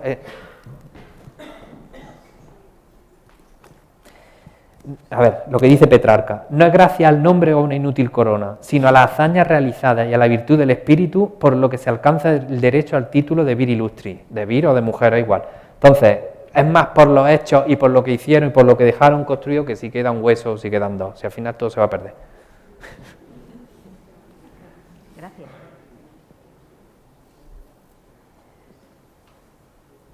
Por aquí. Las dos virtudes, estoy afónico. Las 2 virtudes que figuran en la cabecera, en el ábside exterior, fortitud e industria, ¿a quién aluden? ¿Al gran capitán o al matrimonio? Bueno, la fortaleza y la industria... El gran capitán y la industria, la mujer. Esa parte es más bien de él. Esa parte es más bien masculina. Los dos. Esa parte los es más dos. bien masculina, sí. Ahí es verdad que aunque yo diga que es 50%, pero bueno, no puede ser tan 50%. De hecho, cuando uno ve la cabecera, están los tenantes de escudo abajo, que son los que hace Florentino, que es la genealogía de la familia del gran capitán, porque es la que continúa el apellido, las gestas, porque en realidad, a ver, por muy feminista que se pusiera la duquesa, la tumba es para él, y ella como consorte, entonces ella bastante hace que se pone al mismo nivel, pero sí que es verdad que la cartela y las virtudes, que están las 3 cosas juntas, son hacia el gran capitán. Fortaleza, o sea, fortitud esa está clara porque es la fuerza física, la fuerza bruta, y luego la industria entendida como inteligencia, o sea, no como industria manual, sino como el saber hacer. Ahí ella lo que está defendiendo es: mi marido era fuerte como militar, pero también, por eso tiene a Cicerón dentro, industria de inteligencia, de saber hacer, de también ser político. Y la cartela que está entre las dos solo habla de él, del gran capitán. Aunque luego, si nos movemos un poco a la izquierda y a la derecha, están los tondos, los medallones, que ahí sí están tanto él como ella al mismo nivel. Pero se refiere a él. Y las figuras que hay en la cabecera, dentro de la iglesia, sobre el altar mayor. Sobre el altar, esas son... Santos guerreros. Bueno, yo ahí defiendo eso, sí, muchos son guerreros, Son sí, soldados, y casi nobles, todos. y nobles, porque está San ¿Y eso Jorge... por qué no lo has incluido? No, eso yo ya, antes lo hemos estado hablando, que en mi tesis Gómez Moreno lo dijo delante del tribunal, dijo: es que ya si hubiera hecho el tema de las bóvedas religiosas, ya hubiera sido para ponerte una medalla. Digo, yo he estado 8 años, no voy a estar otros 8 más, porque no, yo se lo dejo abierto a quien quiera. Yo tengo mi idea, tengo alguna documentación para por qué significan, pero en general son santos, bueno, igual, está dividido, 4 santos y 4 santas, santos guerreros, nobles y relacionados con la orden jerónima. Esos 3, así en general, Son los de las bóvedas. Yo es que eso tomé nota hace muchos años, pero muchísimos. Subí allí a las bóvedas, hice el esquema, los dibujé, y ahí se quedó muerto. San Jorge, si no recuerdo más, no me acuerdo de memoria, San Jorge, San Martín, me parece Santa Paula, todos tienen relación jerónima y sobre todo nobles. Vale. Que ahora, bueno, también voy a tirar un dardillo. San Jerónimo necesita una gran restauración, es decir, hemos restaurado las cubiertas y el retablo, que es magnífico, que Policarpo lo explicará en la visita, pero los que nos hemos subido por ahí, se está cayendo, es que se está cayendo, se está desmenuzando. Y quizás se descubra algo más porque la parte mía, digo mía como si eso fuera mío, la parte de los ciclos iconográficos no está tan sucia, pero la parte religiosa, sobre todo la decoración mitológica, está muy sucia de las velas, y yo no sé si eso, en el momento en que se limpie, se descubrirán algunas cartelas o se descubrirán más monstruos, pero eso ya al siguiente. Que venga otro. ¿Existe algún estudio profundo o tesis sobre el coro, la sillería del coro? Porque es fantástica decirlo. Ahí yo no... ¿Tú no lo hay, sabes? No hay. No. Eso sí que... hacer una gran monografía sobre... no sobre el coro, sí, sí. Sino sobre la figura de Diego de Siloé como escultor. Como escultor, sí, sí, sí. Es una tarea pendiente. Salen muchas tesis de la iglesia de San Jerónimo. Siendo también hechas, claro. Sí, bueno. Hola, Bien. quería preguntarte algo que no lo tengo yo nada claro, que nos contara un poco. Bueno, ¿por qué se le llaman? Siempre hablamos de la iglesia de San Jerónimo, nunca hablamos de la iglesia vamos, ninguna cosa que aluda realmente a la historia que has contado tan estupenda en relación con la vida del gran capitán. Nadie sabe que en la calle Duquesa, por ejemplo, se refiere a la duquesa de Sesa. Si haría falta una rotulación, digamos, para que a nivel de visitantes de la ciudad o de habitantes de la ciudad supiéramos estas relaciones, ¿no? Y cómo esa calle se fue creando a lo largo de la construcción del monasterio. Bueno, eso por un lado. Por otro, ¿por qué es la Orden de los Jerónimos la que elige la duquesa de doña María Manrique? ¿Por qué esa orden no son...? Había varias órdenes. Claro que la importancia de los Jerónimos era tremenda, ¿no? Pero bueno, a ver si... Y otra cosa, y ya termino. ¿Nunca ha sido monasterio masculino? ¿Siempre ha sido monasterio femenino? No, al revés. Vamos por orden. Ah, pues eso no lo que sabía. me pierdo. ¿Cuál era la primera? Y son las monjas de Santa Paula, ¿no? Sí, son las monjas Porque de era Santa Paula. Vamos a empezar al revés. Venga, vale. Es un monasterio masculino, o sea, cuando se funda es monasterio masculino, y de hecho cuando se van por el claustro, todas las tumbas están los nombres son frailes, que entre 1500, aproximadamente 1504 me parece que es, hasta el 37 o por ahí, 1837, que se produce la desamortización, porque San Jerónimo sufrió mucho, es decir, cuando luego se desamortiza se convierte en cuartel de artillería, cuartel militar.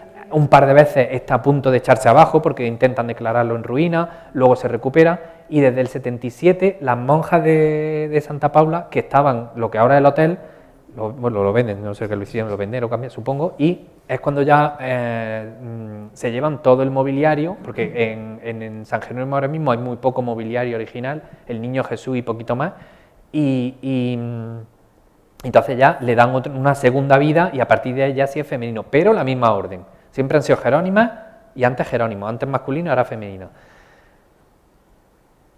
¿Cuál era la segunda? ¿Por qué la orden de los Jerónimos? Es su segunda opción. Él, según las crónicas, al principio tiene una especie de pleito porque su primera opción era la Cartuja, pero tienen un malentendido o no se terminan de poner de acuerdo con los cartujos para tenerlo allí, a la fuera de las extramuros de la ciudad, y al final deciden. Yo en la visita siempre intento recrear, que nos imaginemos la ciudad como era antiguamente, que es lo que nos cuesta mucho trabajo. Entonces, yo cuando hago la ruta guiada de la novela, una de las paradas la hago en la puerta del Jardín Botánico, que está en la esquina del monasterio del Convento de la Piedad, porque hasta ahí llegaba la muralla, que de hecho en la tienda del Memento Mori hay una atalaya, la de las patinetas que la han cerrado, de Trinidad otra, por ahí va el lienzo de la muralla. Entonces hay que intentar imaginar que desde ahí hasta San Jerónimo no había nada, era campo, y uno lo que ve es la mole Ahora no la ve porque está tapada por los edificios, pero ve la mole de San Jerónimo con toda la información, que eso es importante también que tiene. Si nos damos cuenta, toda la información importante en San Jerónimo está en la trasera, no está en la fachada. Cuando uno luego da la vuelta y ve la fachada de la iglesia, tiene San Pedro, San Pablo, el escudo de los Reyes Católicos y poco más. Y toda la información está en la girola, en la cabecera. ¿Por qué? Porque eso es lo que veían los granadinos cuando entraban y salían por las murallas. Y a ella le interesa eso, yo creo, también porque tampoco ella podría elegir cualquier iglesia. Y también porque es una iglesia, las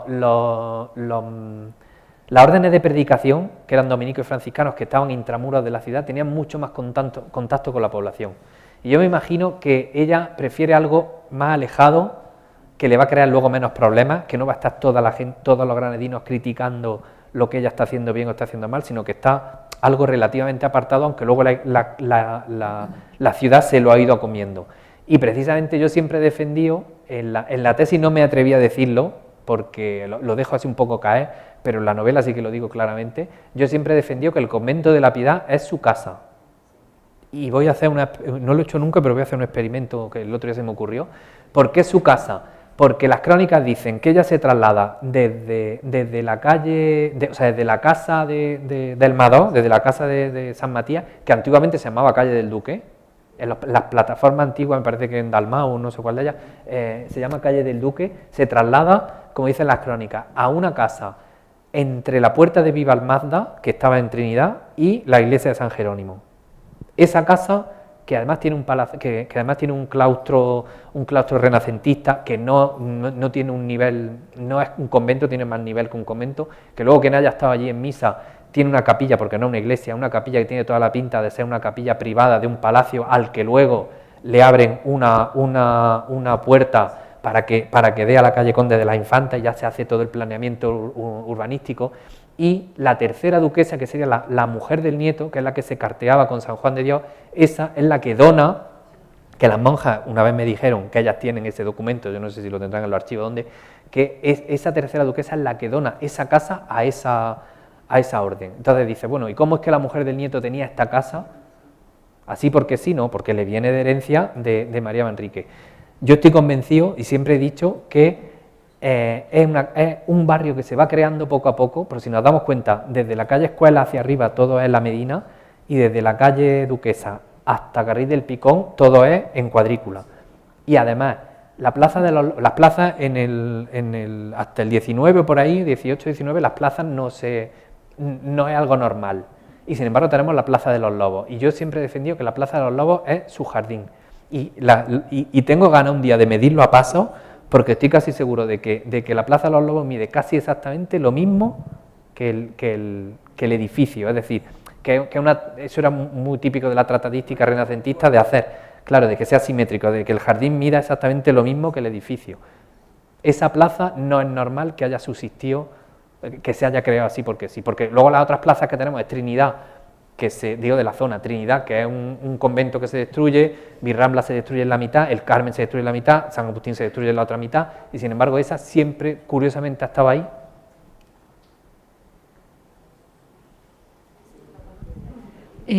Hola, yo tengo dos preguntas. Una, San Jerónimo es la primera iglesia a la Inmaculada Concepción del mundo.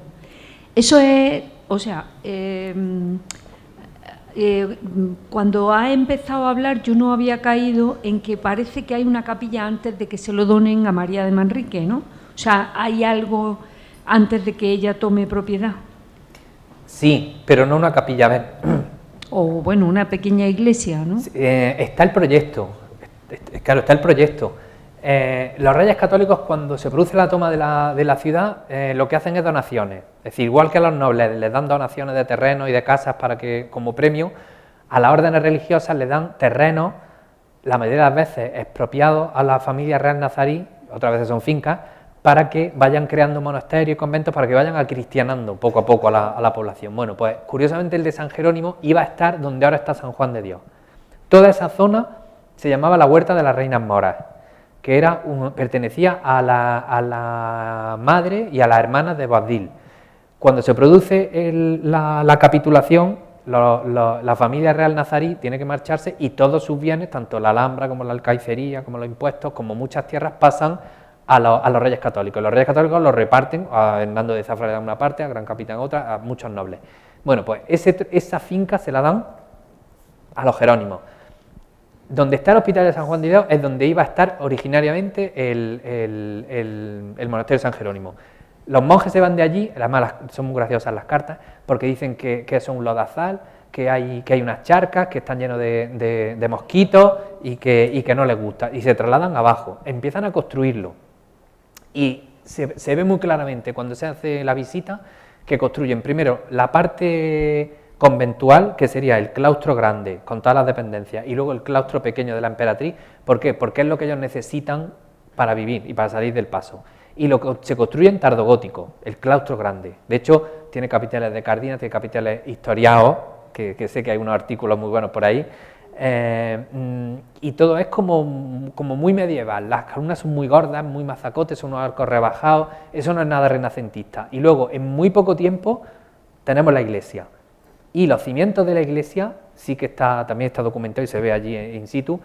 Eso se hace con un permiso que dan los reyes católicos para aprovechar, para material de acarreo, es decir, aprovechar toda la piedra que puedan los monjes obtener del cementerio de Ben Malik que había a las afueras en el Triunfo, exactamente, entre la Puerta de Liberia y la Plaza de Toros, ahí estaba el cementerio más grande que había en Granada. Bueno, pues los reyes católicos le dan permiso a los monjes para que utilicen toda la piedra que necesiten. Muchas losas se utilizan, son las famosas macabrillas, igual que en la Puerta de la Justicia y en San Cristóbal, en el lateral de San Jerónimo se ven las macabrillas y se ve perfectamente como hasta los 3 metros más o menos hay piedra mala, y desde ese momento es cuando María Manrique toma el control de la obra y ella ya quiere piedra buena, y ya a partir de ella cantería y ya olvida el tardo gótico y ya se mete en el Renacimiento, florentino, Siloé y toda la historia que hemos contado. Pero ella lo que retoma es una obra a medio hacer, menos mal que pilló solo los cimientos de la iglesia, pero estaba una iglesia con esa, bueno, yo ya no sé si esas dimensiones me parecen muy grandes, a lo mejor ella quiso que fueran más grandes, posiblemente como se empiezan por la cabecera la obra, luego los pies los agrandaría ella para que fuera, pero lo que se encuentra es una obra empezada, pero ella le da toda la magnificencia que puede. Como virreina, yo siempre lo insisto, es que estamos hablando de María Manrique, duquesa, pero es virreina, bueno, fue virreina durante mucho tiempo. Ella tenía, aparte de todas las rentas en la Alpujarra de muchas tierras que le dan en premio al Gran Capitán, sobre todo Sesa y Terranovas, eso eran unos impuestos continuos que venían todos los años y que le permiten a ella hacer esa obra. Vale, y otra cosa que quería preguntarte hace tiempo, pero nunca me he acordado, es sobre Juan Latino.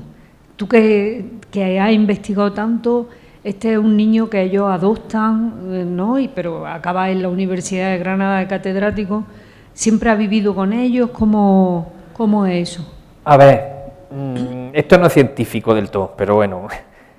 Hay una novela muy buena de José Vicente Pascual, si la queréis leer, que es novela histórica, que me gustó mucho, que es Juan Latino, que yo solo le veo un fallo, y es personal.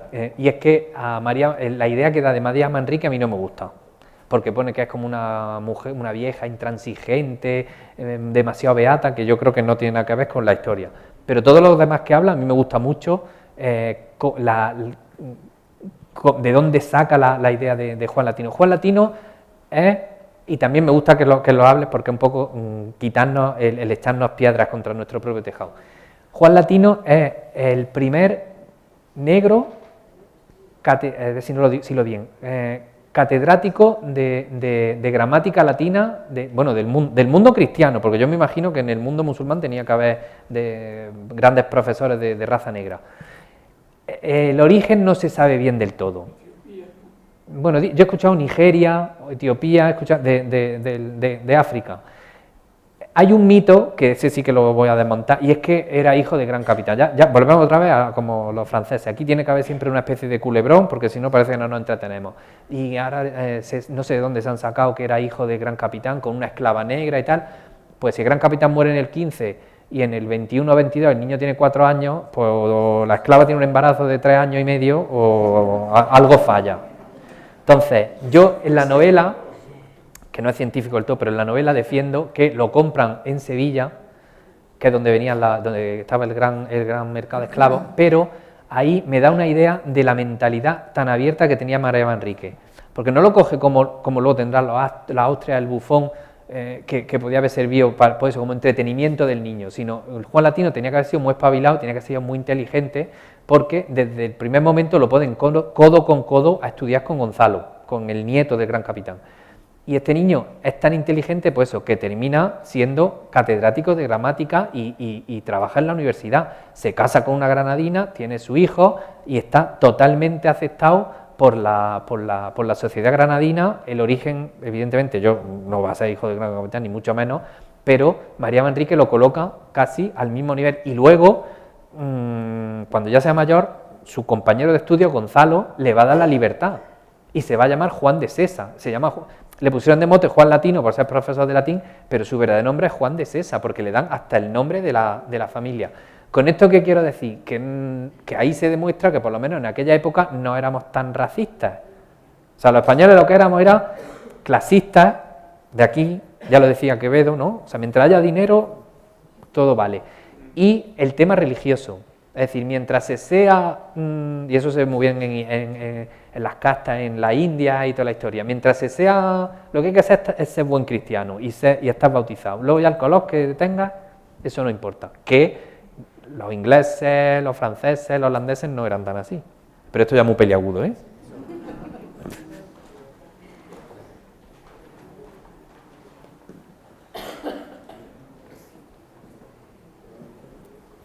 Yo quería hacer un comentario en concreto de las virtudes privadas, ¿no? A mí me da la impresión de que, como usted bien dice, la duquesa de Sesa debía ser una tía bastante inteligente, puesto que de las 4 que pone, como usted también explica, 3 son como muy adadas muy positivas, él hace el mausoleo, tal, pero ella hace una negativa contra ella misma, ¿no? La de Ermesila, donde ella se pone con el embarazo, ¿no? Ella dice que es el tema de que no le ha dado hijos varones. Es decir, que en la parte privada, donde no se ve, que solo lo vería ella pone, ¿no?, con una cierta connotación negativa, una de las virtudes privadas, ¿no?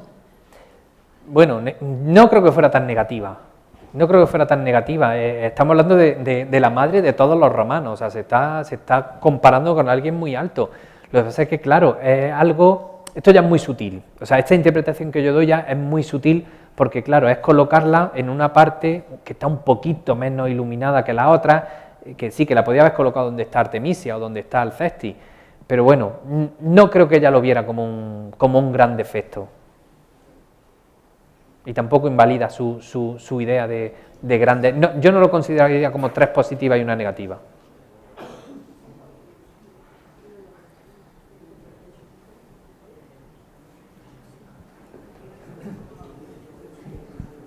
Bueno, no sé si hay alguna pregunta más. La verdad es que cualquier ciclo iconográfico siempre está sujeto a discusión y a reinterpretación. Y bueno, yo creo que en este caso es difícil. En este caso es bastante difícil, pues, verlo de otra manera y sobre todo por ese apoyo tan importante en las fuentes literarias del siglo XVI. Bueno, ya antes de dar por terminada la conferencia de hoy, sí que me gustaría apuntar un par de cosas. La primera es en torno a la visita que vamos a hacer a la iglesia de San Jerónimo este sábado, sábado 28 a las 11:30 de la mañana. Quien quiera apuntarse, bueno, pues ahora no sé si, creo que vamos a dejar un folio para apuntarse a la visita, más que nada para tener un control de cuántos vamos a ser al final. Al final la visita la dirigiré yo mismo, yo me encargaré de hacerla. Y bueno, en este caso, pues al visitar un centro que está regentado por las monjas jerónimas, la visita es gratuita, pero se pide un donativo, una colaboración voluntaria por parte de los que se vayan finalmente a apuntar. Y la segunda cuestión, pues tiene que ver con un avance de lo que va a ser la siguiente conferencia de este ciclo dedicado al mundo monástico. Al final vamos hilando fino, ¿no? Porque la primera fue a la Cartuja, que fue el primer proyecto del Gran Capitán. La segunda, obviamente, San Jerónimo. Y bueno, pues para la tercera ocasión vamos a cambiar, nos vamos a ir al monacato femenino y lo que vamos a hacer es primero una conferencia el jueves 9 de febrero, aquí también a las 7:30 de la tarde, titulada Oración, Silencio y Arte en la tradición carmelitana en Granada, monasterios de carmelitas calzados y descalzos. Como saben, en Granada pues conservamos todavía tanto la casa conventual de las Madres Calzadas como de las Madres Descalzas. Y el sábado 11 de febrero, bueno, esta conferencia estará a cargo del historiador del arte y sacerdote Miguel Córdoba Salmerón. Y el sábado 11 de febrero, Venancio Galán Cortés, que es historiador del arte y director del Museo de las Carmelitas Calzadas, nos va a hacer una visita guiada a la iglesia y al museo, bueno, como saben, como se conoce popularmente en Granada, de las calabaceras. Y bueno, yo sí quería apuntar, como antes se hablaba, de cómo el monasterio de San Jerónimo es la primera iglesia que se consagra a la Inmaculada Concepción, al menos en España. Yo no me atrevería a decir en el mundo católico, pero sí en el mundo hispano. Qué curioso que en esa esquinita, ¿no? en esa esquinita del barrio de San Jerónimo tenemos la primera iglesia consagrada a la Inmaculada Concepción, la primera iglesia consagrada a la Virgen de los Dolores, que es la actual iglesia del Perpetuo Socorro, y la primera basílica consagrada a San Juan de Dios, ¿no? O sea que es un barrio muy primerizo. Y a la Inmaculada también está dedicado. Efectivamente. Efectivamente. Y luego ya cuando se canoniza el santo, pues se convierte en la primera gran basílica a nivel mundial de la casa de la Orden Hospitalaria. Y bueno, pues por lo demás, muchísimas gracias por su atención y que pasen buena noche, que no pasen mucho frío. Muchas gracias.